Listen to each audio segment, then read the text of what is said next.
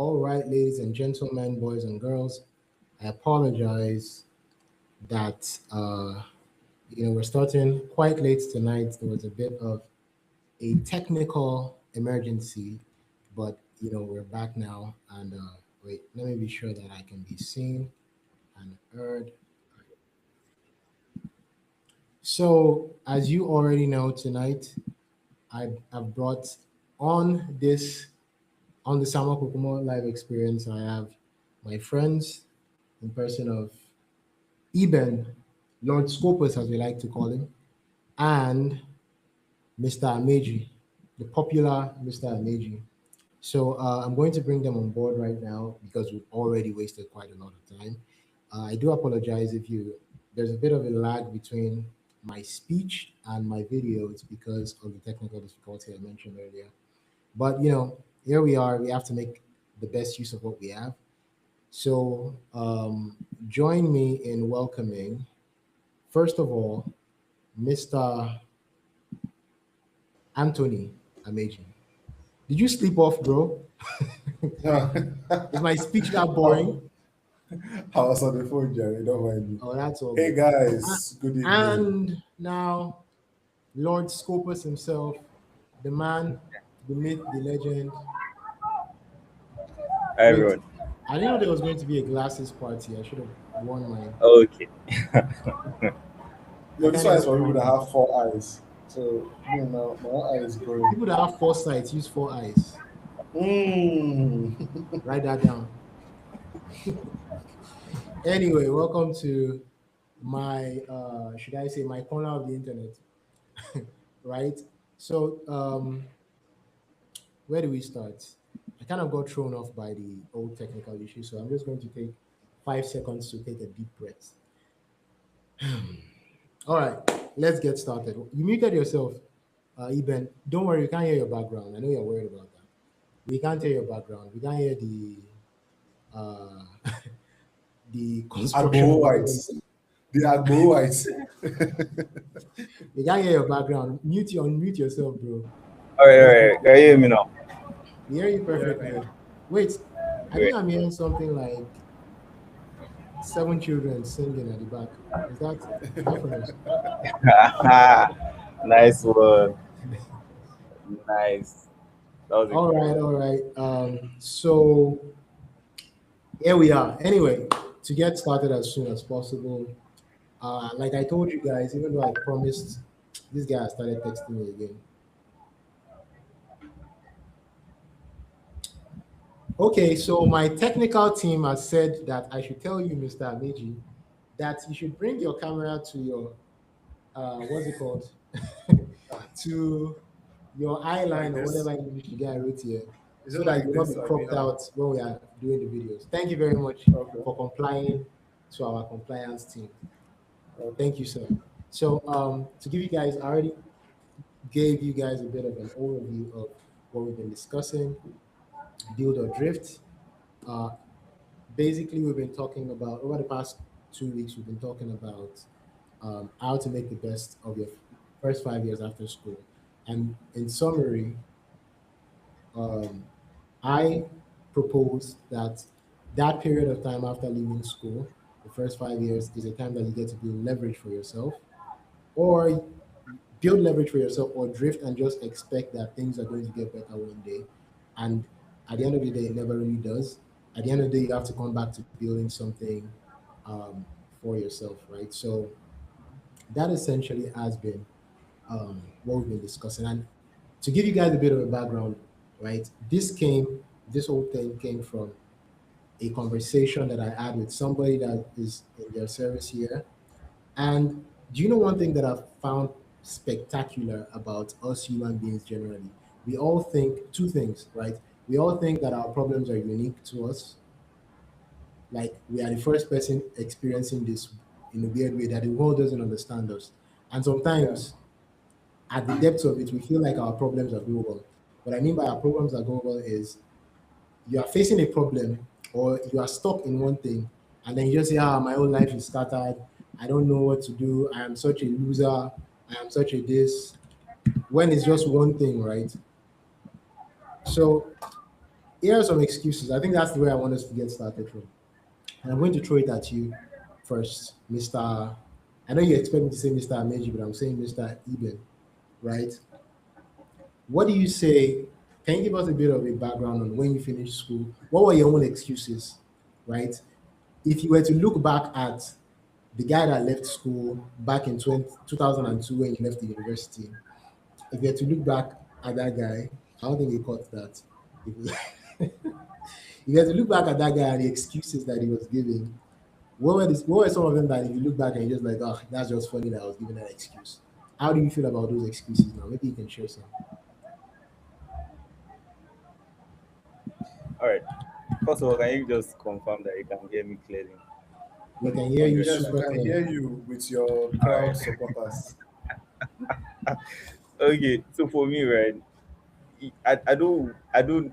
Honestly, I feel like you just trapped me because now I'm thinking back at it and I do not think I had any excuse. But that's going to sound like I'm perfect. So I'm trying to let me create one. You want to create an excuse but now? But I think that one excuse that I probably would have, I don't think I really had excuses like that. I was always that guy that, you know, I would never really look at what was going on around me. I always wanted to roll with the Okay, guys that were maybe doing I the should thing. maybe I should rephrase. What were the things that you felt Okay. were limiting you from being Okay. where you want to be? So this is going to be funny, but I felt like everybody that was in Lagos had an advantage and I was not in Lagos.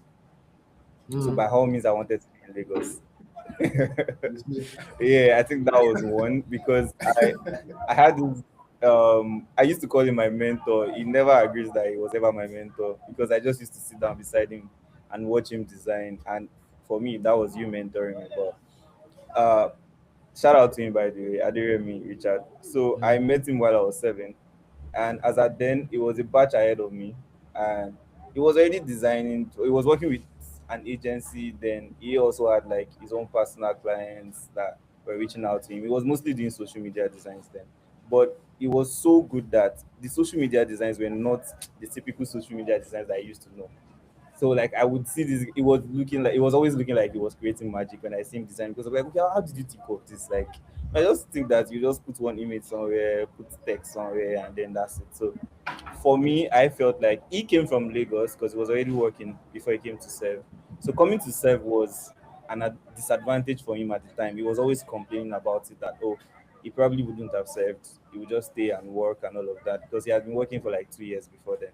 So it was just something that stuck to me that oh, so like if I stay in this Ibadan, I might just end up destiny if you die for you, carrying Abi. plates at Mokola to go and print one something. So because I was already doing that as at that time, I was already doing printing. That was what I was doing mostly then because that was what everybody knew me for. So I just felt like, is this how my life will just end up? I mean, this guy, he was in Lagos, and then when he came to Ibadan, and then something happened. By the way, he lost that job while he was 7. Mhm. So we initially thought that it was because it was not at the office because remote job was not so common then. So we thought it was not it was because it was not at the office and they just had to like they needed someone, you know, on standby and all of that. So I used to think that being outside Lagos was a Mm. disadvantage, you know. But You now still that believe I've that? been in Lagos, I realize, what? No, absolutely no. I want to leave Lagos. So yours was a But location thing, yeah, I thought it was right? That's what you location. thought I was thought it was limiting you, location. your location. Yeah, How about you, yeah. Honorable Mr. Ameji? To be honest, I'm not sure. Like, it's a very weird question to ask me because I have a very atypical pathway. Mhm. So when I left school, I knew what my mission was. I wanted to be the best in design in Nigeria. Like that was, and the goal that I set was I was going to be the highest earning designer in Nigeria. I don't know how I want to do it, but I want Powerful. like that was my goal. All these ones, So they like came out guns blazing. yeah, so like for me it's kind of weird. But I think the major limitation that I had then was I felt like I still have time. Get it to. Sorry, I don't want to interrupt. Not that the limitation you have, the limitation you Yeah. felt, what you thought was in your way. That now, when you look back at it, it really wasn't a limitation. It was just what you were telling yourself. Okay, I think doing it was to compete on the global stage. It took me a lot of time to start to compete on the global stage. I was still stuck in the Nigerian ecosystem, and it was like I felt like, oh, you can't do it from Nigeria. To be Mm. very frank, I kind of felt like there were some, and it was basically based off like the reinforcements that I had around, like some of the things I was trying to do. Like design is not typically something that you start out and from day one your clients are outside the country. You understand? They are typically the 3D glass window mock-up, the WhatsApp CEOs, the the people that are selling shoes when they are inside university.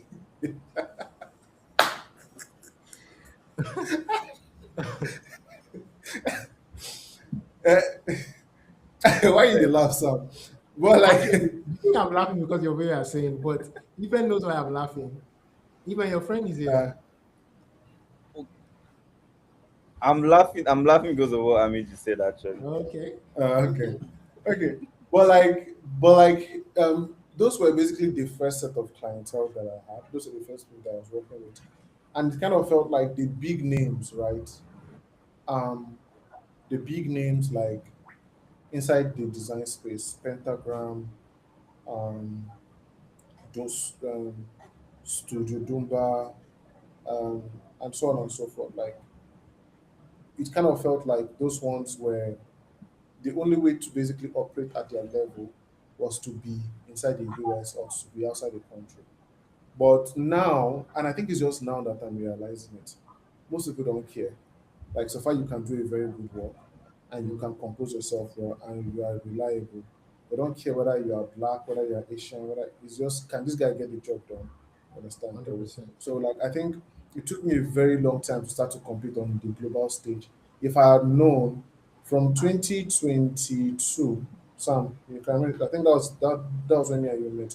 From 2022, I would have started to optimize more for the global audience as opposed to still trying to be this Nigerian designer that everybody's hailing on Twitter. Hey, boss, I'm not in your account.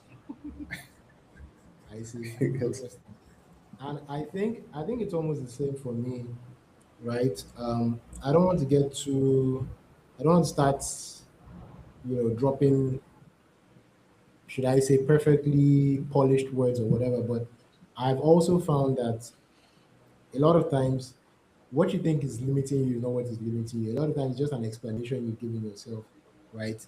To not step forward. It's at the end of the day, the day you decide, okay, it's time for me to start doing this, you start asking the right questions, right?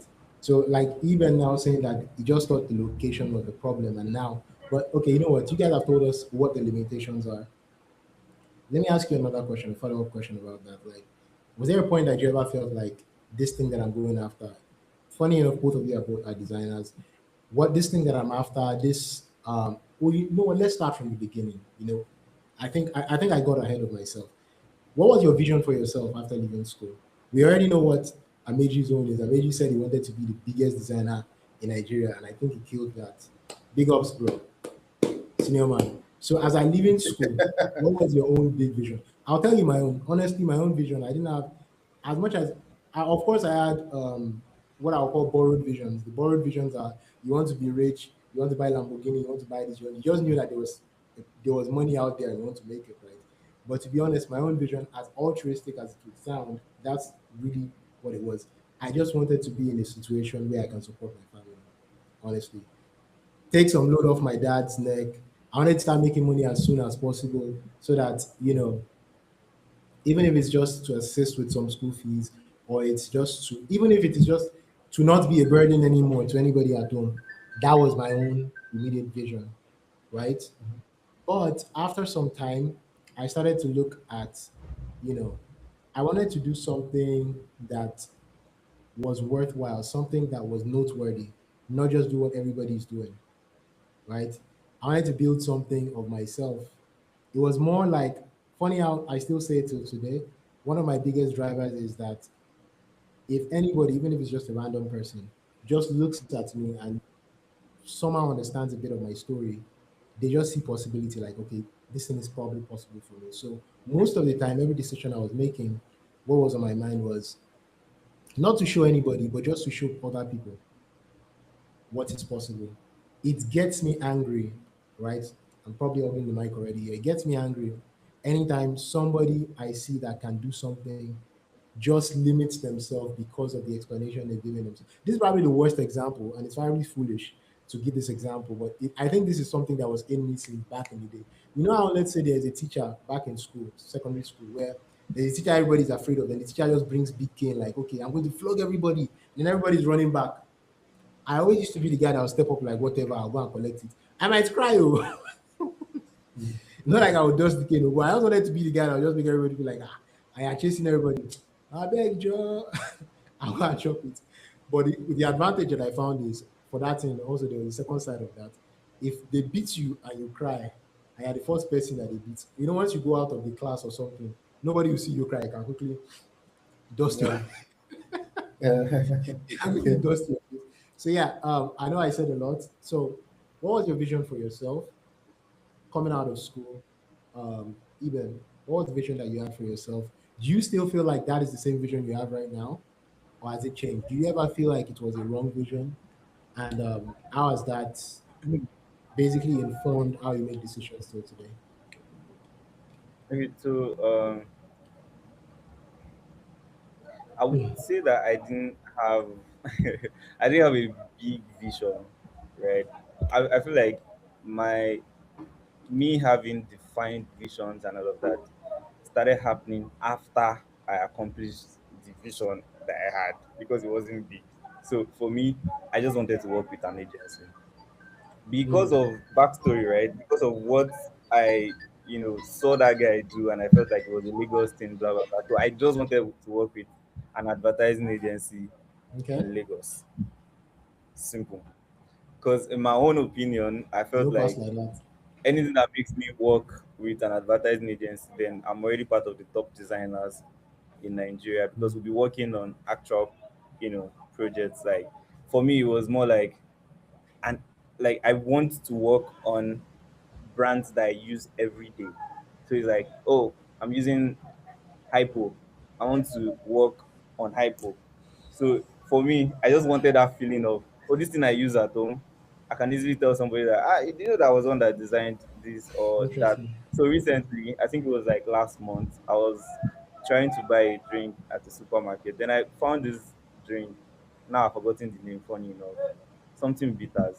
Myself and a senior colleague designed that Mm, while I was at the agency in Lagos when I first came to Lagos, and they didn't, push it out. So we thought that they had forgotten about it, only for me to see it on the counter, and I just took a picture of it, like, yo. interesting. So you are living the And dream. then yeah, and then so it dawned on me that, oh, this used to be my life. I wanted to always. I remember the first time that my billboards, because I did a full campaign for a mattress brand one time, and the first time the billboards went out in different places all over Nigeria, I would call my mom and be like, "Oh, you sit at so so place in Ijebu, call my sister, you sit at so so place in Ibadan." So for me, that Man, was what it make was mama at the proud. like it was just it was that was it for me. Like I wasn't really it was when I was there and I realized that wait to 190K salary, I would just die. Like I mean the work was it was accomplishing for me that okay, I was seeing my work everywhere, but it didn't look like there was a thorough balance there. So it was when I accomplished that I realized that oh I had done this, I did what I always wanted.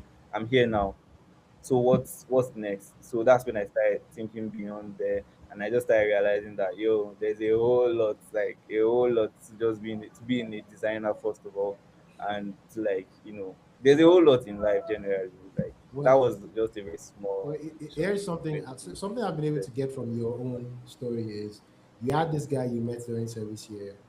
He's already working at an agency, and you now saw a picture of what you could be next. And to some extent, even though Yeah, you didn't have any big vision, you essentially had a picture of what you wanted to be close to you, right? yeah. But for you, AJ, I want to know where your own came from. I just want to be the Bro, biggest. Did to you watch? Did you watch one Jackie Chan movie or something? I just said, no, no, no, or no. was it Pinky and the Brain? Do you know what No. are we So talking? like the thing was that there was a time that I came home one time. I think I was in 200 level or so, our firstborn, he brought a documentary of Bill Gates, like, and he put it inside the cassette, and then everybody found it boring, but I was so fascinated. Like, that was the first time I came across the word entrepreneur, and I was like, oh my god, like, and the thing was that I saw a lot of the things that people told me was weird about me in Bill Gates. Like, he was this weird kid that was always on his own. He was always like reading, like he always liked book. Like, take for example, I just bought this book like just recently. You understand, right? And he was always like trying to read. He was fascinated with numbers and all of this type of things. And I think that was the first time that the whole thing came inside my head. And then I kind of always wanted to be like him, right? But that thing then sort of died off. When I was now in this sort of crisis in school, then I think I've talked about this on the last time when I was here. Yeah. Then I now watched a friend of mine, Bolarinwa Peters. He's a doctor now. He basically brought this series, The Men Who Built America. And then I saw the Vanderbilts, the Rockefellers, the Morgans, and so on and so forth. And then that then led into me learning about history and all of those type of things. And when I was then learning about history, I now came across this documentary. Now, this might be very weird, but the greatest, like, I mean, the most evil men in history, right? There was Adolf Hitler, there was Mao Be careful of this Zedong, guy. there was Joseph Stalin. You know, like, I was just basically, but one thing that struck me about all of them was that at the age of 25, all of them had a defining part for like what they wanted to do. Hmm. You understand? Now, it was kind of, yes, they went down different paths, right? But when you read through everybody in history, and I think history played a huge role in that. The Napoleon, the Alexander Great, like, by the time that Alexander the Great was 25, he had conquered like all of his empire. And when I was learning about all of these guys, I was inside my room in Sokoto then, and I was scared of dropping out from school. And then I was like, these guys not human beings like you. Like, they were able to make Took this over the decision. world. You understand? And then they went and took over the world or something. So when I dropped out of school, I wanted to prove a point because everybody kind of like, there was this consensus that, oh, I dropped out because I could not handle this.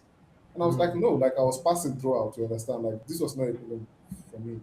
And to some people, it was kind of like it was a very dumb decision. Like, what do you mean for logo and flyer? You leave your medical school and all of those things. So that decision of I want to be the best designer in Nigeria was like this kind of personal vendetta. It was called You it's had a like it point was to prove. yes, exactly. I had this chip on my shoulder that I wanted to let go of, and I wanted everyone to know that fuck all of you, I was right. You understand, right? I see. So, Awesome. so like, but I think, like Eben said, when I achieve some of the things that, okay, you are now one of the widely acclaimed designers in Nigeria. You are working with SARS, you are working with all of these guys. Like, your work is like, it's like going places. It's on TV. You can see people, they call you, guy, I saw this your stuff. And then the things that came with it was now this period of emptiness. And I think, Sam, you were there to see everything. Like, you saw it all like pan out. This period of emptiness It's where my honor, sir. fixed. What? I said it's my honor, sir.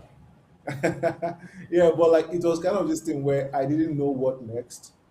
And what now happened was, um, I think, speaking with you and some of my other friends, and basically just going back to the basics all over again. I was like, okay, I had to basically like reflect and think of what exactly do I want to do in this life? You know, like, what is one thing that I enjoy doing? And the thing that I really love the most is seeing other people being successful.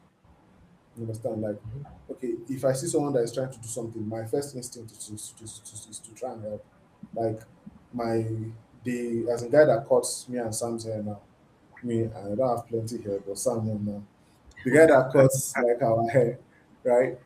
When I saw him for the first time inside the shop and the way that he behaved, I was like, nah, I would like try and mentor this guy to next time, right?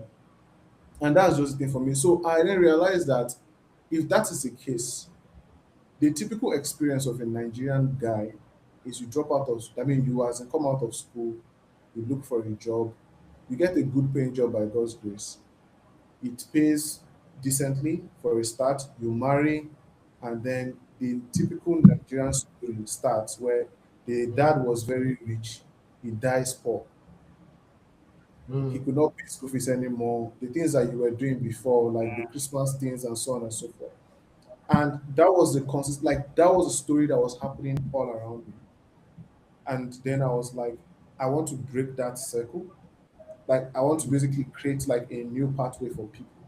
And that means that I have to basically like learn what it means to start building all of these things from scratch. So that was where the whole this thing now shifted for me, where it was now like um less about myself and more like a service that I think I was called for to now do.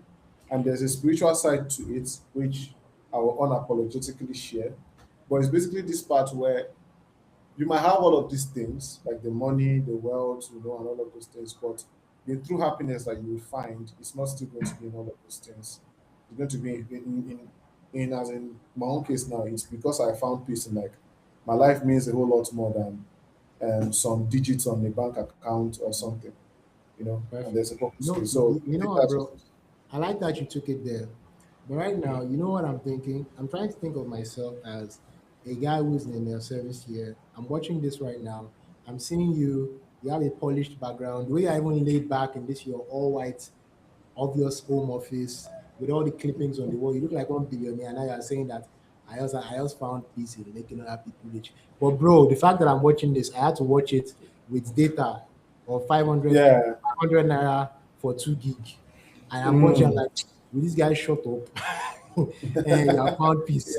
Yeah. And as soon that because say you don't make money, right? So let's try and get into the depth of it. And I think I should Okay. lead by example here. Like if I think on my last in the last session, I went and I started sharing. I actually got very emotional when I just basically said, what is the best way for me to communicate this to anybody that is in that stage right now, right? That to understand. And here's one thing I've found, and it's part of the reasons why I do this, right?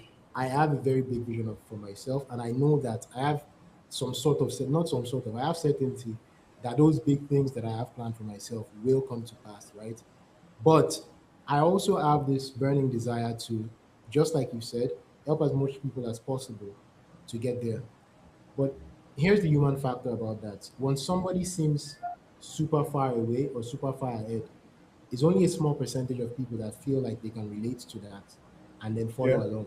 Right. So that's why I'm starting as soon as possible. I'm starting right now when I still feel like I can still be so man. What I'm trying to tell to everybody that is on this call to hold me to account to maybe Account. in the next 5 years is I'm about to be very unrelatable to you guys if you self don't step up.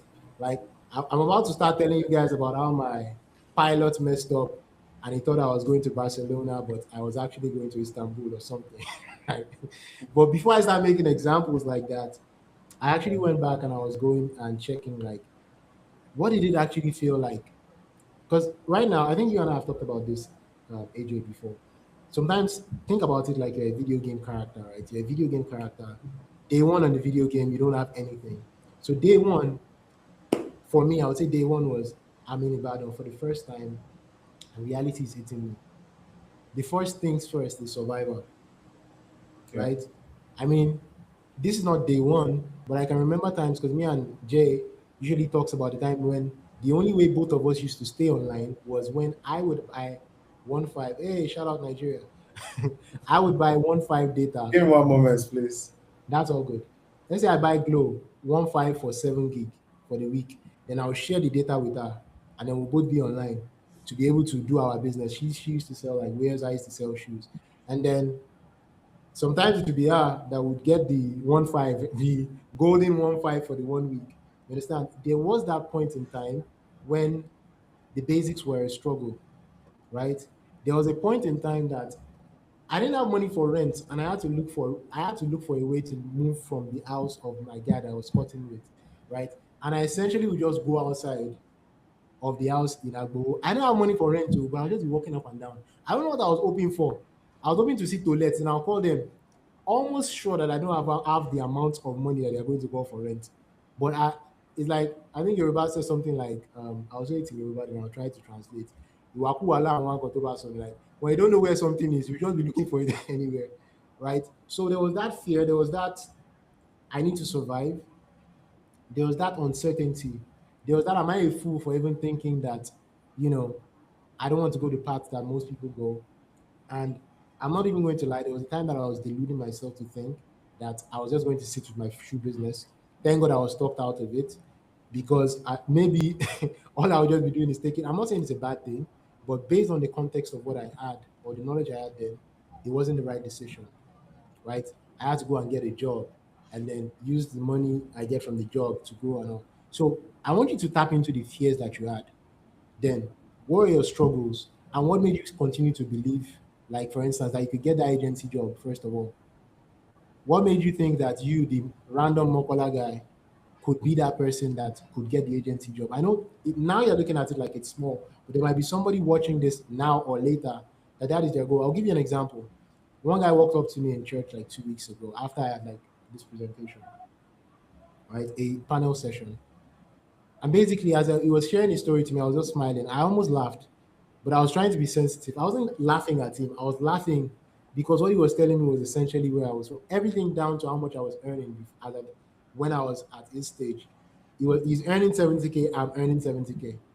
I'm sorry, he's earning 70K, I was earning 70K.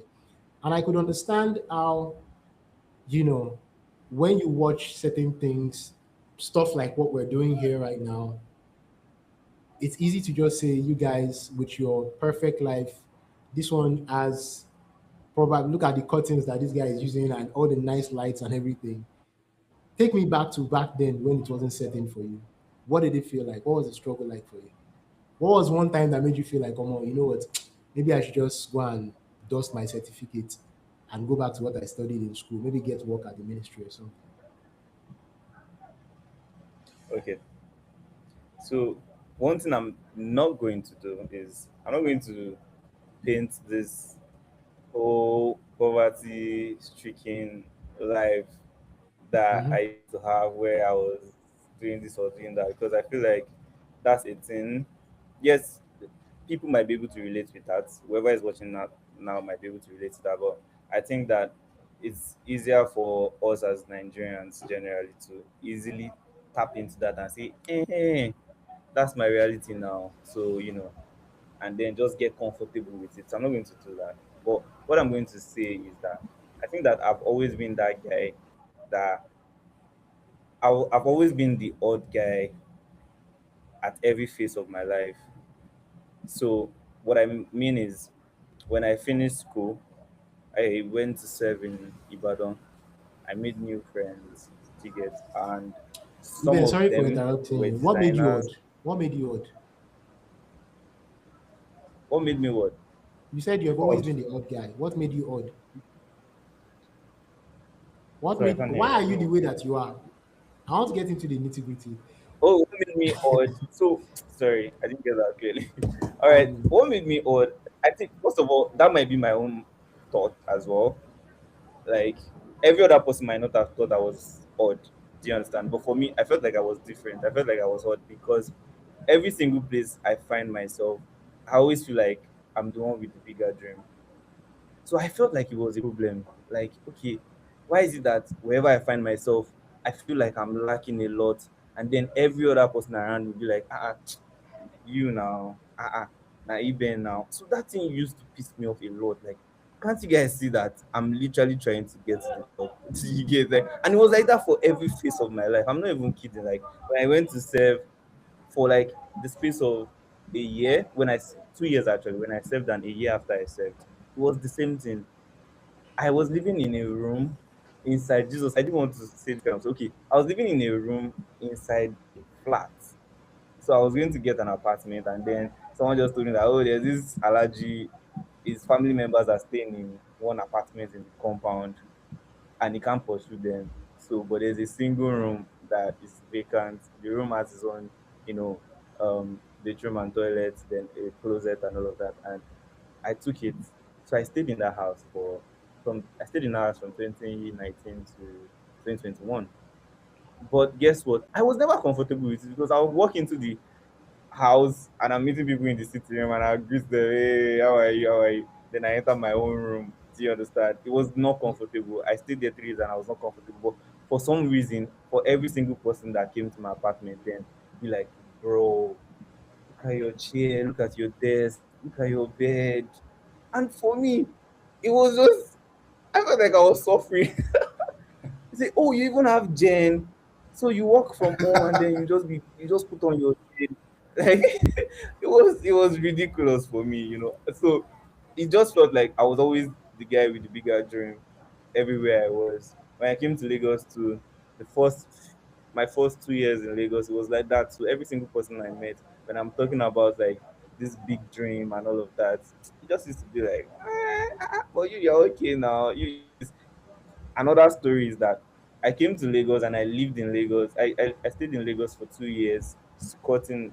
Well, they won't call it squatting because it was a family house, but I still consider it as squatting because it was, again, a room in an apartment with family. You know You should how write a that book is. about that. But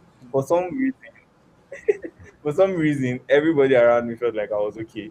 I was not okay. I wanted my own space, like, and it felt ridiculous that my salary could not even get me an apartment in Lagos. Yes, my work was on billboards, all of that, but I could not even get an apartment in the same Lagos that I always wanted to be in. So what started changing for me, I think it was in 2023, I started changing the kind of people that I, you know, put in my circle.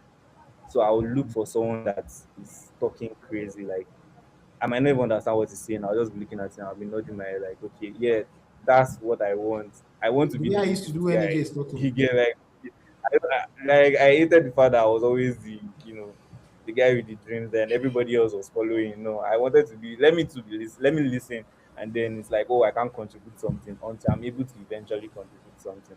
So Mm. that was it for me, honestly. So I'm not going to tell you about some stories. There were some things that went down. I can't even lie to you. There are some things that if I remember them, I'll be like, ha, thank God for life. Because I once drank Gary with well water because I could not afford to buy water. Story for another day. Well, it is well. Right? So I'm not going to give us stories, but Boy, what I'll just say is, sincerely, I think what got me out of there pretty fast actually is I was just never comfortable with being that guy, being the top yeah. guy. Say, oh, Sorry, anything, ask you Ben. Ben will always have it, this and that. Nah, I didn't like it. I sorry. didn't So, like it. like, just to touch on what you just said, like, Eben, and I think like what Sam before I went to address my power holding company issues, was about how for the person that is just starting out from school, like you have just finished school, you are at home right now watching this. Your parents are probably asked you to wash plates, and then you are pissed off because you're like, big boy like me with my BSc, they will tell me to make I watch, because they tell me to make I wash plate or something, right? And then you are kind of confused as to what next. Now, because I don't have a professional degree, I think my own mindset might be different. But the thing is, you have to, and this is, and this is, and this is like something that it's unhealthy for a start. But trust me, I think it will really help you a whole lot. You should learn to be angry at where you are at, and I think that's a problem that most people do not have. They never get Comfortable. angry at where they are at. You get comfortable, your parents are paying for every single thing, and then you now go out, you come back in the evening, you watch ball, you argue with your guys about Chelsea, football, all of those things. You play Call of Duty, and to you, that's like life. I don't know if you understand. And then you have these hopes and dreams of, if I cash out, I'll make money, this one, that one, which is which is like good. Like it is necessary to have that dream. But underneath that dream, what you need is like this anger, like this kind of, you need to be pissed off at where you are at. I need to have this hunger for, like, you want to get somewhere. And what that hunger does for you is that it makes you to go the extra mile where everybody is giving up. Mhm. So I'll give you guys an example. Now, you want to become the best designer in Nigeria. right? You want to be like one of the highest paid designers in Nigeria. You are in Sokoto, nobody knows you. The only thing that you know about design is from like someone that was a year ahead of you in like medical school that was doing flyers, and then he was able to use it to buy a as a bike. That was my first time seeing somebody use a skill to make money. The thing now was that there was this consistent thing then in like the design space, even till now, that they're like, oh, do not work for free, do not work for free, oh, this one, that. That was not my own that was not my own mindset. What I needed was network and access, and whatever it is that is needed to get that network and access. If it's to work for free, bring it. I have the time, right? I have the time. Like, and the thing is that once you have set that sort of like goal that okay, this is what I want to do, you have to be willing to do the dirty work that everybody is ignoring. Because the truth is that it is in the dirty work that you learn how to do the fancy stuff. People might not want to tell you like, oh, work smart, work smart. The only way you get to work smart is if you have worked hard for a very long period of time, that you know what will Very fail long at every time. single point in time. You understand? Before you can now start to work smart. Like there's no shortcut. Trust me, like, yes, I can give you every motivational talk inside this life, but like the thing is that the work that is necessary, right, to get done. If you have a girlfriend that believes in you, like Sam now from day one, like like you should try as much as possible to have her be your side and like be loyal to her, right? If you don't have, it's you and your God. It's you, your God, and your skills. You understand? And then you have to make sure that as much as possible you dedicate every single thing that you have, like every single time that you have, to basically break that threshold. Because there's this thing that people tend to look for balance before they get to like the place of autopilot, quote unquote, right? Like now, we now, Sam, right? We understand that, okay, yes, we are like doing well to some extent, right? But the point in time that it will reach that you would never have to worry about finances anymore. Like, like going broke is not is a mathematical impossibility. It still requires a shit ton of hard work. You understand? And the same thing also applies to you now if you are just leaving school. You are just starting out from school. The escape velocity that is needed to break that cycle of Sakpa, it is strong. Like you will need to work hard. Like see, like people might want to downplay the hard work that you should aim for work-life balance. Trust me, I know Yeah. Sam. Sam doesn't have work-life balance. He doesn't have Who work-life told you I don't balance. have work-life balance? It's He not it's doesn't not have entirely work-life me. balance. Even don't I have Okay, work-life balance? Don't. he does. Yeah, sorry. You understand? Right?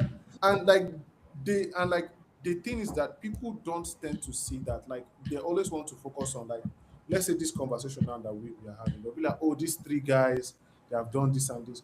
But the thing is that if you want to get away from that circle of you are you are as in are not sure where your next meal is going to come from, you are still staying with your parents and so on and so forth. It's like when you try to lift up a plane, right? It first requires a lot of force to get it into the air, right? Yes, you But do. once you're not inside the air now, you can now chill small. Understand? Autopilot. But for a Autopilot. start, You have to go I with don't know that. if it helps. And I agree with you what you're saying entirely. And I like the plain analogy that you did that you said. It's like if you And want to when you get get to started with your anything, destination, it takes a lot as well. what? When, when I you didn't get hear to your you. destination, it takes a lot as well. When you want to land the plane, it takes like Exactly. So Exactly. here's the thing, right? It's like I think I was talking to my sister the other day, and I was explaining that it took some time for me to understand the whole idea of, and I'll still address what you just said, even Ameji. The whole understand the whole idea of for every level a new devil, right? There was a point where you know there's always a number that people have in their head that once I start making this one, now all my problems are solved, and then you now realize that when you get there are new problems, right? So There are bigger ones. there are bigger problems. Even if all you want to do is coast and you're not even going anywhere, you're not even there's going to be problems. Either Nigeria is catching up with you, either one or the other thing. It is always going to happen. So now back to what you were saying, AJ, is that hunger and the anger. I like how you put it even better. Anger. like people, what's the best way for me to say this? People have, all of that discontent. Everybody's discontented, right? I believe a lot of people, we're all discontented, but a lot of people channel all of that energy into, I don't know how else to say it, just Yeah, wasting talk. talking. They just talk to their friends. Like if you want to get, if you put me close, tie my eye, like type, what's that thing called? Blindfold me, toss me in the middle of anywhere in Nigeria. I can start a conversation with 3 or 4 people on one particular topic. How bad Nigeria is. Ah, Even this if, country now, well, wow. this country now, wow, all of us will just start talking. And guess what you are doing? You are all giving yourself an excuse for. I'm not saying Nigeria is not bad, but a lot of people are doing things in spite of the fact that Nigeria is bad, right? So what you're doing when you're in those circles is you're giving yourself an excuse for where you are. Nah, it's not my fault. My own is even better. I know that I only need 101, but I met one man. This man, his own 10, his is 101, but it's Gary. But me, at least I used to buy, I still have rice at home. You are the top Yeah. 1% of the bottom 1%. And you're just okay with it. Is this I better? This is me quoting my wife. She said Nigerians have I better pass my neighbor mentality. As long as your own is just a little different, you think you're the best. But guess what? Guess what? That's it's like you're just hanging by a little thread. And then it's not. I had this consciousness since when I was in school. I remember when I went to buy Gary was 18 naira. And all of a sudden it's now like 150. Bro, and you know that Gary is a currency at that stage in life. I said, there was a time that buying Gary was very comfortable for me, but all of a sudden this Gary is hard. Why? Because life is catching up with you, bro.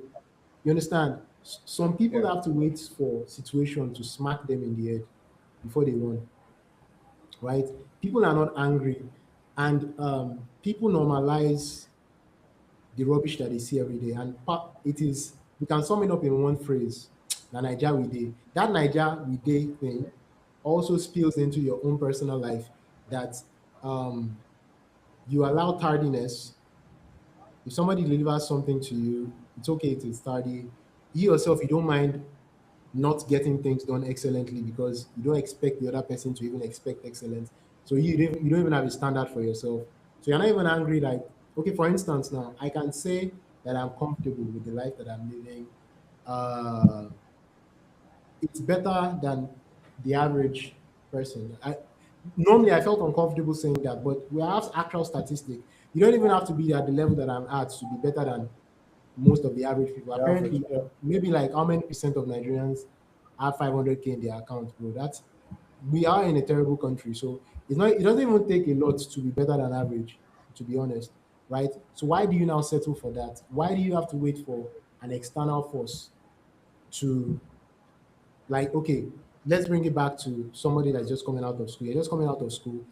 Once you get that one job, I said it. This is how I said it last time. I said people just do enough for other people not to talk about them as lazy. Okay, I have a job. Now they can't say I've not tried, right?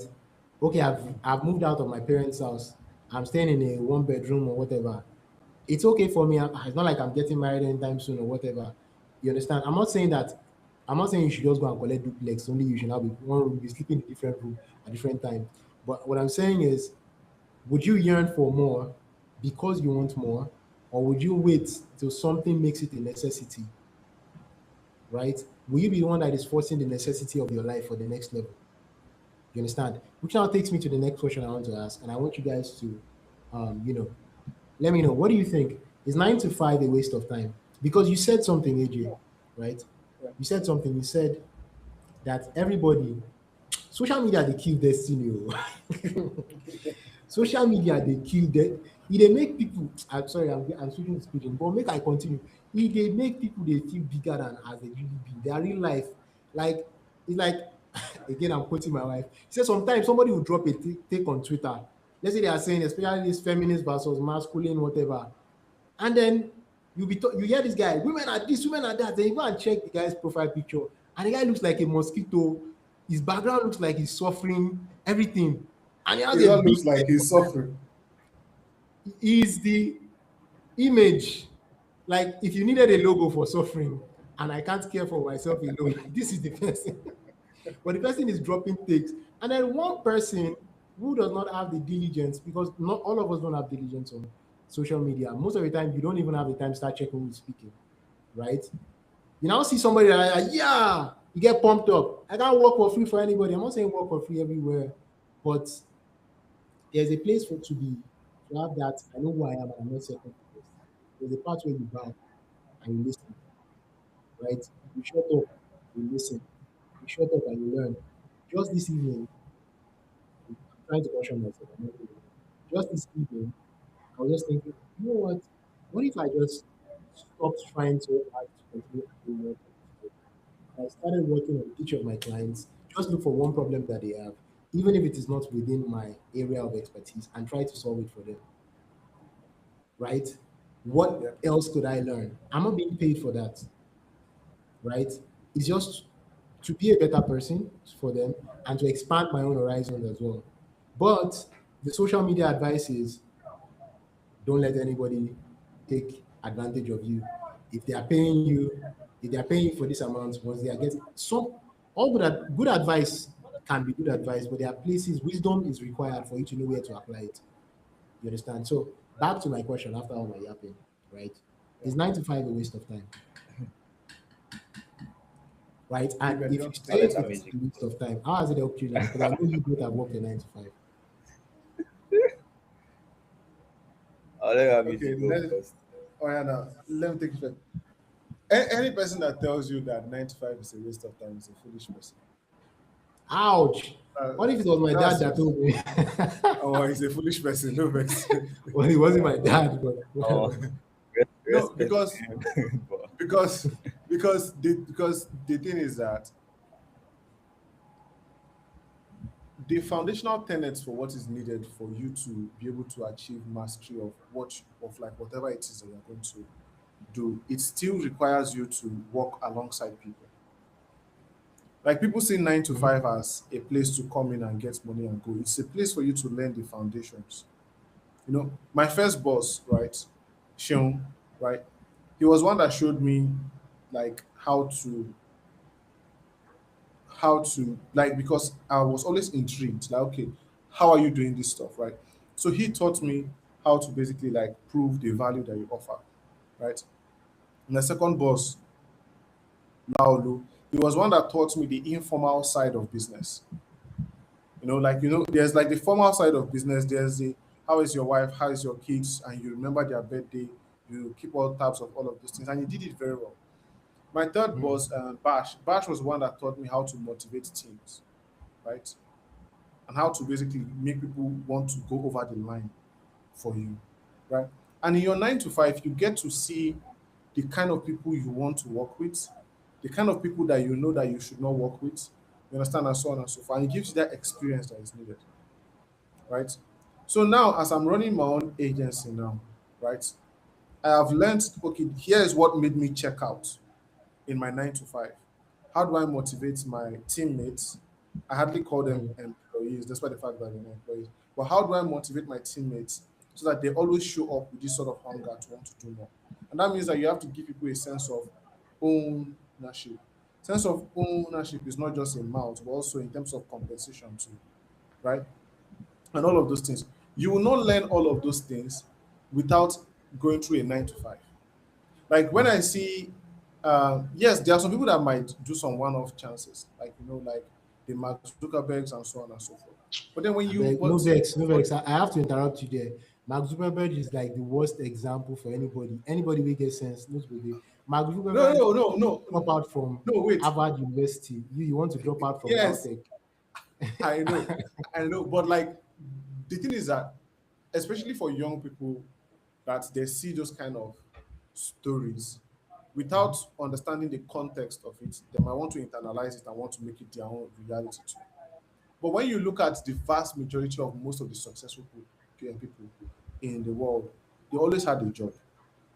It Mhm. was good to learn. Like the CEO of Nvidia was a delivery boy. He was washing toilets at one of the places that he was in. Jeff Bezos was working at a McDonald's shop. Mm. right? Mhm. And Elon Musk too, he had his own first job. Understand all of the things that are needed. Yes, okay. You might come to realize that okay, for you to get to where you want to, it might require you taking some risk, and you cannot take it within like a normal 9 to 5. But that also still depends because I met somebody recently, right, on Twitter. This guy just announced, like, he made an announcement that, oh, his company has closed a $200 million deal. I've never met the guy before. I never even know him. I just hit him up on Twitter. I was like, hey, bro, I checked his LinkedIn. This guy started in UI. Mm. You understand? In Mhm. UI. I then said, can I have a call with you? I just want to hear about your story. When he opened up to me and then we were now talking, the guy now told me about how he started in UI. I think there was this club then in UI that was like a debaters. I've forgotten what it was, right?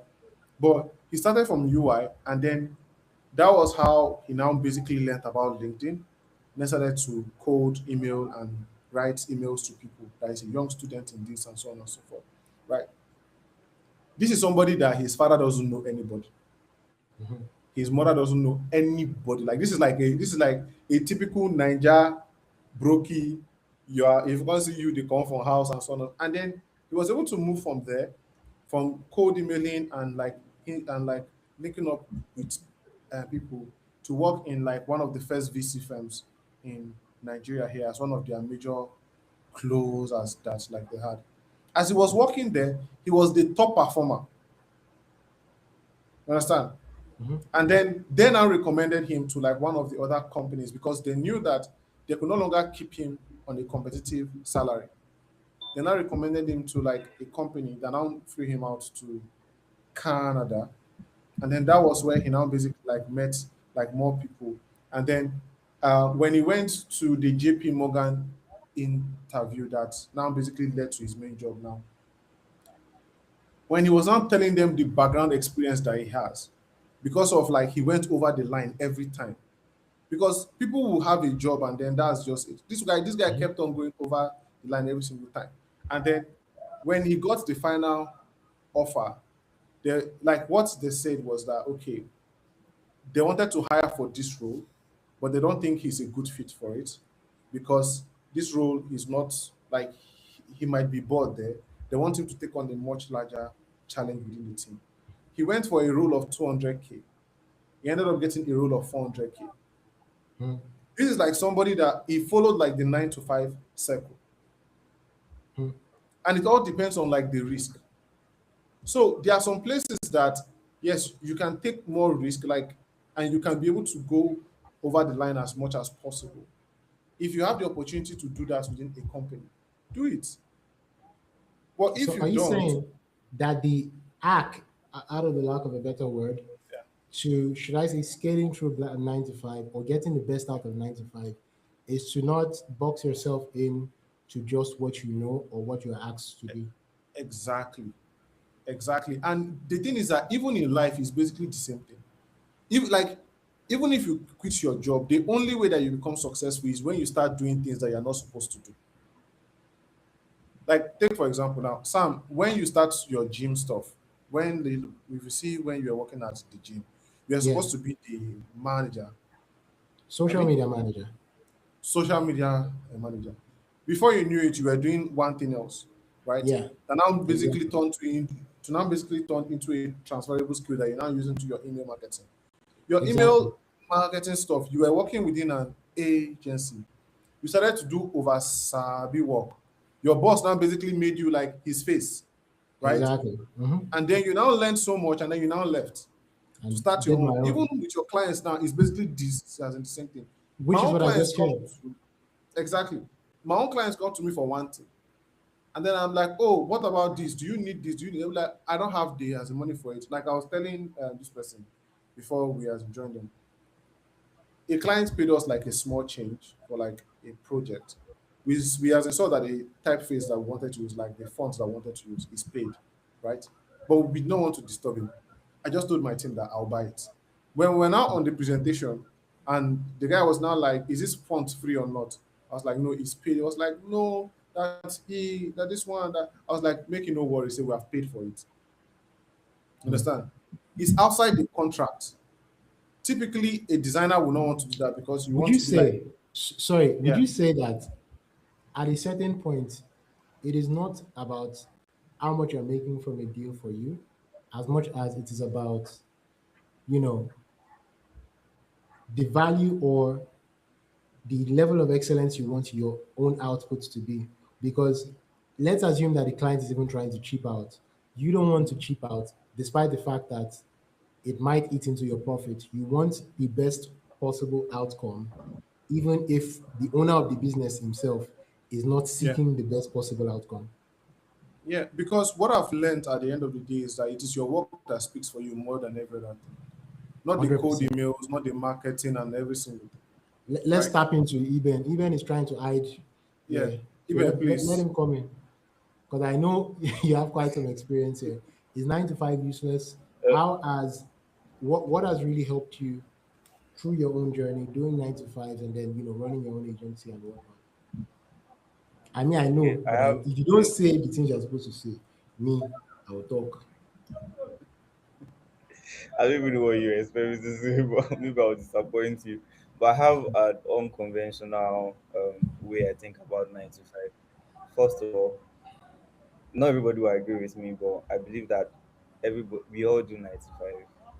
In my opinion, as long as you have a job, you are doing 9 to 5. Hmm. I used to get so pissed when I see stuff online where people say, "Oh, I'm tired of my 9 to 5. I want a remote job." Your remote job is 9 to 5. Like it's all 9 to 5. Dangote runs a 9 to 5. He Yeah. has a 9 to 5. Tony Lumilo has a 9 to 5. Jeff Bezos Hmm. has a 9 to 5. Everybody has a 9 to 5, in my opinion. Now, but coming to Nigerian context of 9 to 5, right? I think that what I believe is that in all you do in this life, you should at least have, even for a few months or whatever duration it is, you should have at least worked like Nigerian kind of 9 to 5, if possible, for a while. And this is what I'm saying. Okay, maybe let me not say Nigerian, just like an actual 9 to 5, maybe where you have to dress up and go to work on Monday and get back home in the evening, and you do that from Monday to Friday. For some people, from Monday to Saturday or whatnot. I believe it's very important because that's where you learn your routines. Because when you get that remote job that you want, that you think is not 9 to 5, you realize that now you sleep more. Now by the slightest headache from a project, you just jump on your bed and you sleep off, and then you have a tight deadline that you can't meet up with anymore. Meanwhile, if you were at the office at your previous 9 to 5 that seems like prison, no matter how tired you are, if you are lucky, your office will have a couch where you can just rest your head a bit. If you are not lucky, they will have no couch where you can rest your head, And you and still do the you just work. have to like, and you will do the work. Like I think that my first forceful leadership role that I had to take was at the agency when I was working, where I was working, the agency that brought me to Lagos. My general manager will always just, "I'm here to design. Why are you asking me to bring copy? Why are you asking me to bring a catchy copy?" Like, I'm here to design. I used to get so pissed. Or she would say, "Oh, you're not," she would tell me, "You're not a graphic designer here, you're an art director. You're supposed to lead the Hmm. campaign from start to finish, like even down to photography, videography, you're supposed to direct this, you're supposed while they are having their video shoot or their photo shoot or whatnot, I'm supposed to be there to make sure that, oh, this person did not go out of frame or this or that." So I just didn't understand it then. But guess what? Now I just love the fact that I went through that, because that's what makes me see beyond just designing. That's what makes me see the loopholes in clients' projects and all of that. And just like Amiji said, I've had so many projects like that I would just disagree with the client, and they would think that I'm the owner of the business, because I say this is not going to work and this is what will work. And if they are insisting on not going by it, if it's something that is within my power, I'll just go ahead and do it and show them. Take For ownership. instance, there was something I was saying to someone. Yeah, there's something I was saying to someone recently that there's a brand I work with. Some people would know this brand. There's a brand I work with. I've been working with them for 3 years now, and because I wanted to make my work easier, I decided to create a sort of like design guideline, full Mhm. design guideline to what how we've been designing for them before and how we should stay consistent like that. I did that for myself because I wanted work to be easier, you know. But now I realized that because there were a few times that I needed people to take up the project while I was not there. And the first thing I referred them to is that document, like, oh, go to this guideline. And I created that. Yeah. So just recently I was telling someone like I saw the old document. I'm like, why did I not actually send this document to the founder? So I've decided that I'm going to just forcefully, send the document to the founder You should. probably next month and just tell him that, hey, we've been using this for like God knows how long now, and I think you should have it. And this is something that normally, if I was to get paid for it, trust me, I would get paid well for it. But I don't even need the payment because it was a solution for me, and now I believe it's going to be a solution for the company at large generally. So like, I'm going to share it with them because I've been working with them for 3 years, and they Awesome. need So I this. think I'm I think the solving something balance for them, and I the can give balance it to them. here is from what you guys are saying and from what I believe is it's not that we're saying go out there and just be working for free anywhere. No, I think the balance is you understand that in anything that you do, it is selfless and at the same time it is selfish, right? Yeah. It is selfish in the sense that I'm not going to allow the excuses of other people taint my own results. It's like you brought up the gym example. I didn't want to say it again today because that's what I basically focused my whole story on last week. But I was hired as a social media manager. If all I ever did was take pictures and posts, it would have been enough. If all I ever did was just video and say, and as at that time, it wasn't all these, get ready with me and all these TikTok, whatever was not as common. All you had to do as a social media manager at that time was, just do videos, show the area, maybe people doing workouts and whatnot. If I was doing just that, it would be enough. But what I was just more concerned about is number one, how can I make sure that they actually make more money? Number two, how can I make sure that the clients that come are happy and they want to stay? So just by doing thinking about that, when I'm posting, when people engage, when they actually, I could have said, hey, it's not my job. There's a front desk team that is supposed to bring them on board, talk to them. I would make sure they come. When I said at the front desk, when people come and make inquiries, I mean, I have done the but man, you should have seen me those days when I'm taking videos. I can be laying down on the floor, turning everything. I've done the gymnastics. I have somebody's attention. They come to the front desk and they ask you, "Hey, we want to know about the gym." You don't even show them the gym. You just show them the price list. Here, 20,000 naira per month. The person says, "Okay, cool." Then they turn back. Really? I say, you know what? Don't answer. Anytime they ask about the gym, send them to me.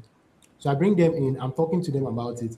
And what I was doing is I'll walk them through the gym. I know most of the time they're probably just hearing blah blah blah blah. Have you ever watched a movie where somebody's talking to someone and it's just Uh, like they probably weren't listening to me.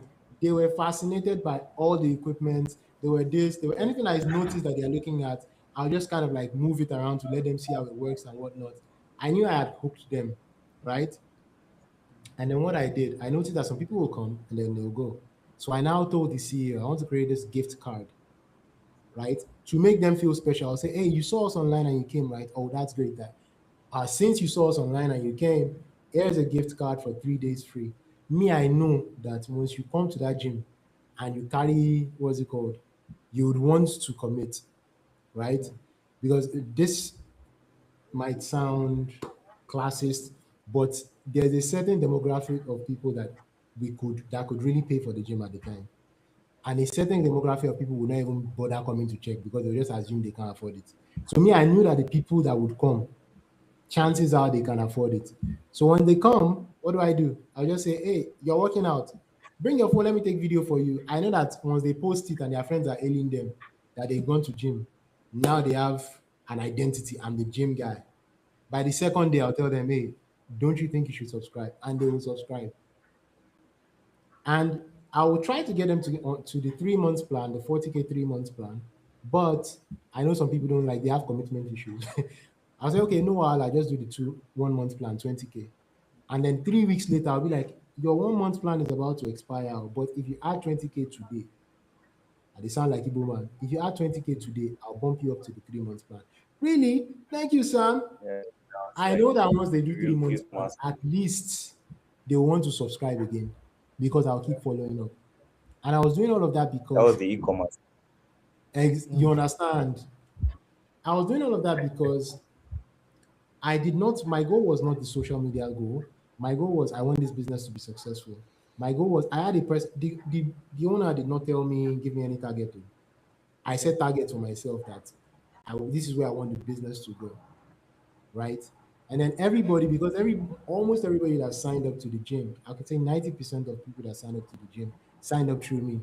So everybody that was there basically saw me first. So everybody just assumed I was the manager. Any complaints, they come to me. They were reporting staff members to me. Staff members were reporting staff members to me. And guess what? My job was social media manager. it's it's funny when you think about it. I was basically the manager, right? And Yeah. guess the funny thing is when I eventually got my role at an agency, a German agency, when he asked me, do you have experience managing teams? Yes, I have experience managing teams. No, they didn't give me Of a job course. to manage a team, but I Yeah. did take the role as the guy managing a team, right? But if Yeah. my excuse, Yes.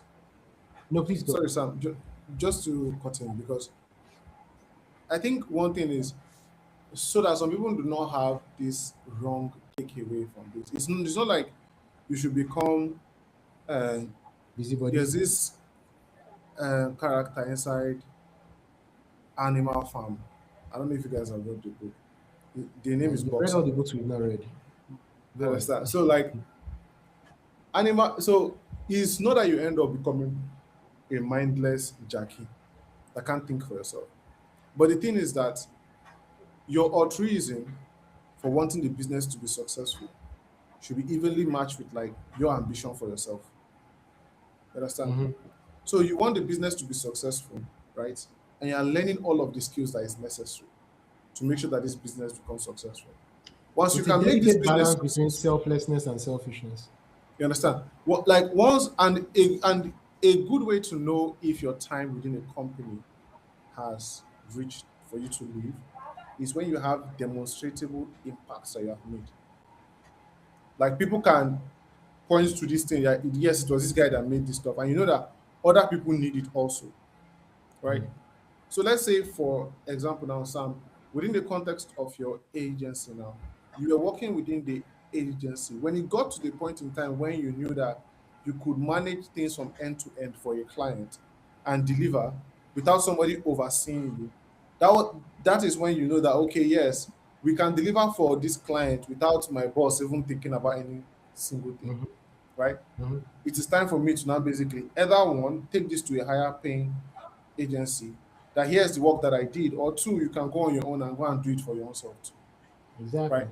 So let everyone have that one behind their minds, because some people might then take it from here, and you will see some people that they are hard working with the right intent, but with the wrong way that they're going around it, where like they are trying so hard, they are trying to please the boss, and this is a thing Exactly. It's not about pleasing the because boss at all. exactly. It's not Don't people become pleasing. this person that you are trying to worm your way through the 9 to 5 ladder, like as if you are a APC politician. He You said are it. like, you understand, like it's through friendship and favor, but people cannot point to what exactly that you did, Eh, right? and that Yeah. I stinks, was man. talking People know that you're just trying to game the system, You right? understand? I was speaking like privately to both Scopus and Sam the last time, where Oh, I it's had to let Scoopers. go of like someone on my team because of like, yes, we were friends, but the the demonstrable impact was very hard to prove. Mm. I don't know if you understand. And the thing is that at the end of the day, any business that wants to be successful would have to reach that decision. You might be the most likable guy inside the team. You are the life of the party. Everybody is happy around you. But when push comes to shove, baseline is baseline. Statistics is statistics. Right? If you Mm. cannot prove that, okay, here's the work that I did, right, and everybody can attest to it, right? And you are always this person that is, my boss, this one, that, this one, that one. You would either live inside that company till when you die, and then you end up being broke. Because I can assure you, I've seen people that do that thing, and then, yes, now like you will see plenty of us them. They will stay within a company, and then they are doing boy, and that's how they are retaining their job. And then a younger Yeah. person comes, and then they get laid off. I thank you for giving that balance. The idea is not that you are not acting like you're not acting like it's a uh, You're not acting like you're begging for the job. It's more like you have you continually improve your own standards. You have a very high standard, and the situation you don't allow, and it's a good attitude to have in life generally, even 9 to 5 or not, right? Yeah. You just have your own standards and you don't allow the situation of your surroundings or other people's excuses to taint the image of what you want to do. It's just taking ownership end to end. Is it possible? Is it true that no matter what you do sometimes, like for instance, the reason why I eventually left the job, the gym job, to be honest, was it just got to the point that I understand that I would actually be, I lost confidence in marketing the business because I would start to feel like a liar. I didn't feel like, the leadership were trying to keep the standard that I was portraying. And then people will come, Jen is going off, this is that, all of that. And I was starting to look like a fool to people. I couldn't make those promises anymore, you understand? So that doesn't mean that I'll now go on head to head and start saying I said what I didn't say. And I'll say, if you don't get that, forget about it. They'll now start playing tape for me that you said this. I'll say, I wasn't aware about that. And they'll play my tape for Yeah. me like, my bad. This is a half So glass of water. it's after, as long as the context is not getting worse. You Yes. understand? That for me was when I decided, man, it's time to leave. Like, obviously, my vision for this place is bigger than what they are willing to grow into, right? And I guess if I were to summarize everything we've been saying, especially around this 9 to 5, is it is possible for you to outgrow your job. It's possible for you to outgrow your job title. It's possible for you to grow and outgrow a company. Let me say this categorically, right? The goal that I had for the business that I was working with, financial goal that I had for the business that I was working with, by the end of the year that I left, I was already doing like 2 times that. Let me explain. The old business was to be making a certain amount. That was the big goal, right?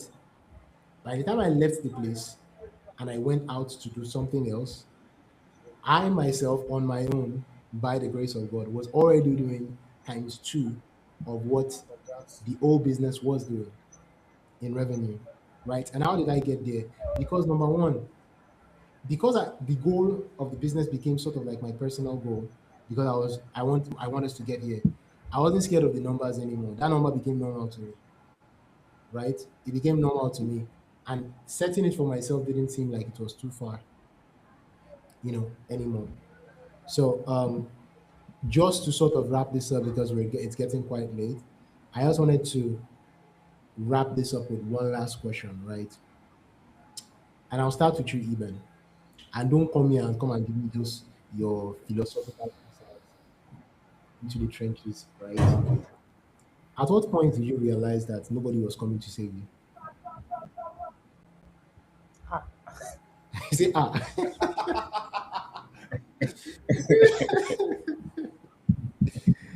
at feel what like I've point did you always realize? known. You've always known. I honestly, I honestly feel like I've always known. There I I say this think it guy. was. After Oh yeah, Jesus okay, Christ, okay, okay. now Let me. you, now you next, a son of God. All right, I think mm, At what point did it dawn real on you that, moment. oh, if I didn't do this thing for myself, if I don't start to orchestrate my own growth, bro, now yeah, I go deal. Okay, so let me give a tiny backstory. When I was in school, when I started designing, I was actually designing complete rubbish, but there was like a limited amount of designers in my school at the time. Surprisingly, it was when people started like by word of mouth telling each other that, oh, there's a designer in FSS in geography and planning. For some weird reasons, I just got a little bit of recognition from my 300 level. Different departments were they were doing conferences. I know it was just schemes for them to get money from sponsors and then run away with money, but they were doing a lot of conferences. But I mean, it was easier because I was an affordable designer now, so they will actually come to my room, my hostel, and then they will sit with me. Okay, this is what I want to do, that's what I want to do. So because I started making money from that moment, I already knew that it was good for me basically because I was getting allowance from home and the allowance was not doing anything for me. I would spend my allowance in like 1 week or 2 weeks, and I Hmm. would not want to call home again to say, "Oh, send another money or something." So that was it for me. Like it was always okay. There's something I'm doing on the side that is fetching money for me. I would leave my school to go to where was that? Cotton to go and print business cards. I'll tell people that I print business cards and all that. So I was already doing all of that before my service here. But for some reason, when I started serving, I still didn't have money saved up. So I needed help with my rent and all of that. And shout out to my mom. I begged my mom to pay for my rent, and she did. And for some weird reasons, I did one nasty thing that nobody should ever do. I used the next rent to try to impress a girl, and I couldn't make the money back. So I had to beg my mom To what? again. To impress a girl. Please, let's Did I leave hear that. that right? Non-scruples. I'm sure she does not know that it was my house rent that I used, but yeah, that's bad, Ah, like complete and bad. feminists will say it's a Nobody man's world. Nobody should ever try Guy, that. But that's Don't just try to this show at that home. Oh. that's also to show that I was once there, like make mistakes and all of that, and realize that you're serving. So I had to beg Bro, my mom I'm to pay I'm my rent sorry. again. I'm sorry. What was the thing you used to impress the girl? yeah, I'm now curious. Now, phone What you did you? buy, like, No, no, it wasn't food. It was actually nasty. Let me not lie. It was nasty. I'm not going to share that. So I wanted Oh, to. Okay, you know what? Let me just put it in the simplest way. I wanted to ask her out in a grand style. It flopped actually because it really flopped. I just hope she's not watching this because anyway, that's not the point. So the point is, so moments like that, they just it gave me some stuff, like it just did something to my head, like, bro, what is wrong with you? Do you think this is the next thing to do and all of that? So you know I what I like called my about this mom to guy? say, Even you know what I think? I think you always knew that this is where the story starts. But you have to give us a backstory so that there will be soft landing. yeah, so that you so that yes, we basically, so that we soften this one. But but yeah, like, I remember calling my mom to ask, like I couldn't even You're ask a her trust woman. because I just finished serving. It felt embarrassing to come and ask for rent again. So I remember begging my sister to talk to my mom for me. And I said something to So, them. This so will be I'm the sorry, last I have rent to you dwell guys will on pay. this. So a woman flopped, and you now begged another woman to Uh, beg another woman. I don't know. why now? Why are you doing this? Yes, Crazy thing so is okay. Crazy thing is that we eventually dated, only for me to realize that we were not supposed to date. We were supposed to remain friends. But I had done all of that. Blah hmm, blah blah. So anyway, it wasn't a very necessary for me expensive to have done lesson. that. Yeah, it wasn't necessary for him to have done that, but I thought that was the real thing. So, but I remember then, and I told my mom and my sister that this was the last rent they'll pay for me. I didn't even know what I was doing, but I just knew that it was embarrassing. I was feeling like it was embarrassing to come back after service to be saying, "Come and pay rent for me." Hmm. So I just told myself, "This is last rent. This is last help I'm going to take from anybody." My family is amazing. If I ask them You for drew the help, line in the we didn't sand. we didn't have a lot, so I knew that even my mom doing that, it was probably a loan or something. Do you get? But I knew that she was going to do it. So I knew that I couldn't put anybody in that position anymore. So and that was it for me, sincerely. Well, That was when I knew I that, promise you you, know this is the what? last question on this topic. Please, please, just one. Which movie did you watch that inspired you to go and do that? Elaborate. boys Oh before my god. flowers. Oh my You have to do that one. You have to have god. seen it somewhere. You have to have seen it. So, Hmm. I knew there where was did I something see here. that? Let me sit close to that here. There was something that actually led to. I don't think it was a movie.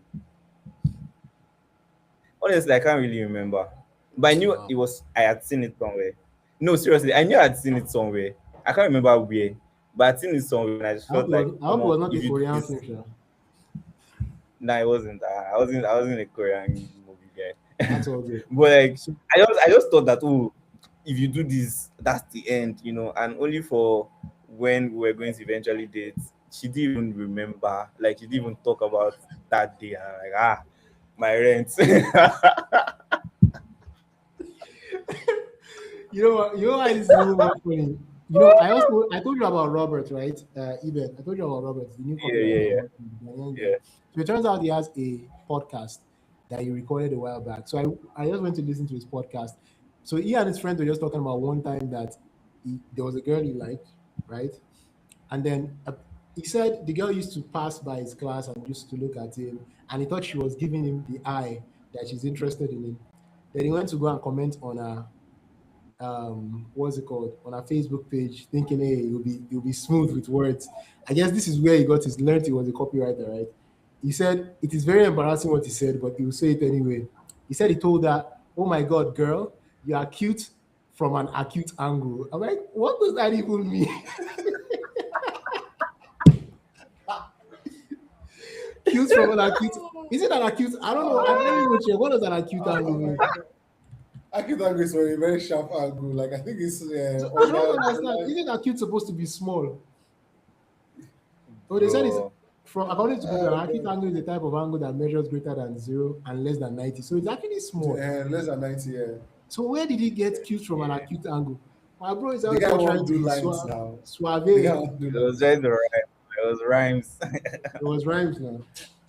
So great men Oh always boy. like to do grand gestures. But when they count down, no they spend rent now. Eh? No they spend rent. All right, same question to you, AJ. When did you My realize that own. nobody was coming Like, to save you? it's funny, right? It was not too long ago. It was 2024. It was Mm-hmm. 2024. Did I say Like you be never I baby?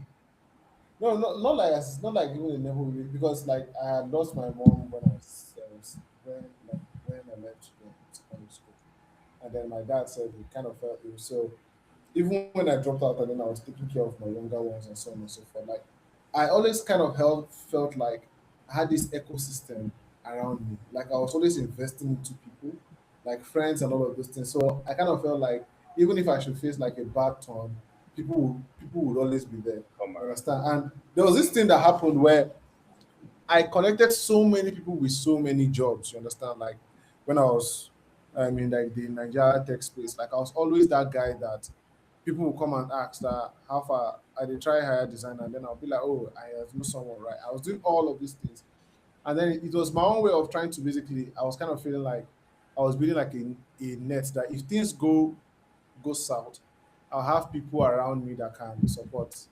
Oh boy, oh boy, bro. Rude What you awakening. learn so quickly is that, bro, is you like I can still remember the exact day. It was a day in August. I think it was the day after that. Jay made like your wife made a comment, and then she did not know like the gravity of what she has said, but like it was this kind of thing See, where as she said it, no, it was like a good comment that she said, and then she just said it in passing that you are so strong. Like that was what she has said. Like you are so strong. And why is my wife calling you like strong? no, like mentally, that was what she said. Idiots, bro, fuck off. Oh It's like god. she was like, you're so mentally strong. But like the night before, right? I was completely broke. I was owing some people. I was in debt. The only thing that was inside my kitchen was oats. I had no sugar, You had and oats. But that's rich man Gary I now. had no, no, He had no. no I had sugar. oats. I had no sugar. But I now saw on YouTube that you could do oats porridge. You understand? I now, I now basically like took the oats with small salt and Oh no. cinnamon, You had bro. cinnamon. Bro, When you know I broke now. no wait, I said that was literally what's inside it. It's not kind of thing where you don't finish everything and the only thing I say David. And then when I taste that thing back, I first looked the food. And then I just say, I will just start to laugh. I just start to laugh. I was laughing, and then when I finished, I just basically like cleaned up.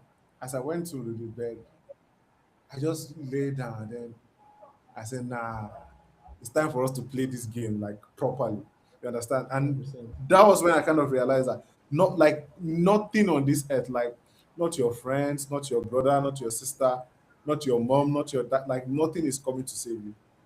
Mm. And you just have to learn that like this life is a single player game. Every other person is just characters that you meet. You understand? Well, Like, I and think there's then a you can balance to basically that, build. right? It's kind of like the No, no, balance no, of true. selfishness, selflessness. I understand what you're saying. And so I have to just, Yeah, because, some people will just pick one thing and they'll close their ears to the rest, right? The idea yeah, is it's a single player game in the fact that the core responsibility after God comes down to you, right? yeah, The core responsibility, like even if God were to bless you, send whatever your way, you can be blind to it. You understand?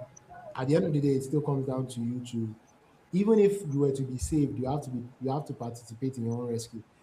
Jesus came yeah. down to save the world and died for everybody. Yes. If you don't accept salvation, you're not saved, right? So that's the whole Yeah. idea. You still have to rescue. You have to participate in your own rescue. So now for my own is not Yeah. as dramatic as uh you know who spent his rent. But I would say when I realized that no one was coming to save me, it happened in many phases for me. First of all, the reality hitting of after school, looking for apartments, and then there's always a way that, man, I'm not going to lie, I have a super supportive family, right?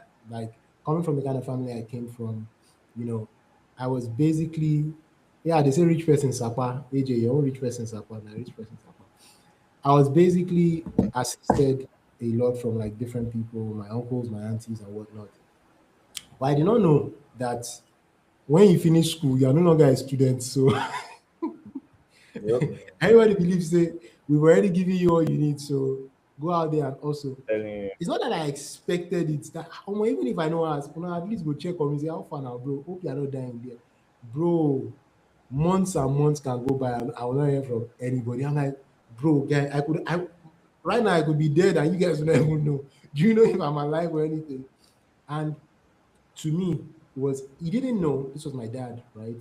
And he was trying to motivate me to do something, but it actually happened the other way, right? He's been giving me an idea since that just wasn't for me, right? And then that day, I don't know what had happened. Either I was trying to save up for my first rent. It's like rent is the first reality hit that used to hit people after school. It's actually the big spend most people have to do. I was just stuck for cash, and I think I asked him for money, right? Again, just like Eben said, it's embarrassing, right? And he basically told me that trying to sort of jab me into what he had told me to do that I have not done. Like, now that by now, if you've been doing that thing I say you should do and whatnot, that you're not supposed to be part of it. He didn't say it rudely. He said it in that funny loving yet tough love. You're not supposed to be among part of like your siblings still asking me for money, right? He said it in a way that was soft and caring, like he had already sent it to and whatnot. But that thing sink into my heart, like, bro, I wasn't mad at him or anything. I said, you know what? I'm never asking him for, you know, money again, no matter what. And even if it, even went off. And even if it comes down to, whatever is going to happen is going to happen. I guess it was my if I die, I die moment, right? Yeah. Eventually, when I paid my first rent, even though I said I wasn't going to ask anybody for help, I still had to ask someone for help because I got scammed by an agent. I know agents have cunning ways, but this one actually scammed me till today. Agent Olu, I don't forget your name. Since 2019, ran away with my 20K. So I eventually had to borrow money. But that was just like the, 20K. should I say, the rude awakening for me. The second Not time, 20K. Not 20K. bro, now 20K, Okay. bro. My 20K day agent Olu, and I'll not forget. I've forgiven him, but I'll not forget. Anyway, and then when I wanted to get married, wedding time, right, bro, there's nothing that makes you realize that you're about to be a man of your own until you now say, yeah, you start telling family members, yeah, I'm going to get married. You're like, oh, big boy. So you think you can handle, different opinions are coming up, different sides, different family politics, and then you sort of have to get to a point where you stand your ground on certain things. You notice some attitude for certain people, some people that you know that, because you're not doing things their way, they're acting a certain way, and you just have to sort of stand your ground despite of what anybody thinks. You understand? I don't know if that made any sense. I'm trying to quote stuff because I don't want to be rude to anybody, right? But at the end of the day, you just realize that, um, it comes down to you. Of course, I had family that supported me, but Yeah. it's just a decision you have to go and make. In my own You case, know? I didn't. So like, it's kind of funny. It's kind of funny because, like, I think part of the whole thing about this whole thing is, and I think why my own arc has even been longer than most people is that I had to basically learn everything from scratch. Like, Mm. like I can't point to any male figure that I had in my life that from like I knew and I was like I wanted to be like this person. So it was always me picking up random people, you know, like on Twitter. I'll see one person from history and then I want to be like that person, but there was no immediate circle of influence that I could point to like, okay, this one I What if even I like tell you was that that just is my problem right now too? yeah, but like I think that's something that I'm trying to solve now actively. So my clients, I try to work with older people. I don't like to work with younger people because I can some way turn the conversation into becoming like a mentorship of some sort. So like people that are more accomplished than me and all of those things. So like whenever I'm asking them now questions about life, marriage, like all of those type of things, and they are now gisting me. It's like okay, yes, like these ones are way ahead. So it's there, That's but interesting. I don't know, like everything I have to do, like rent, I had to do it by myself. Like Mm. there's no person that I can still remember one day, like okay, even down to phone, even down to phone, bro, I had to do it by myself. But it was just this thing where, in inside my own case, I kind of felt like if I did for people, people would did for me, not knowing that all of them will be like scopers that will run away and come back after some time. What happened to your network, bro? Honestly, We're already scopers. rounding up anyway. It's already almost 10 o'clock. Yeah. What happened to But your people, network? I'm but I so don't sorry. know.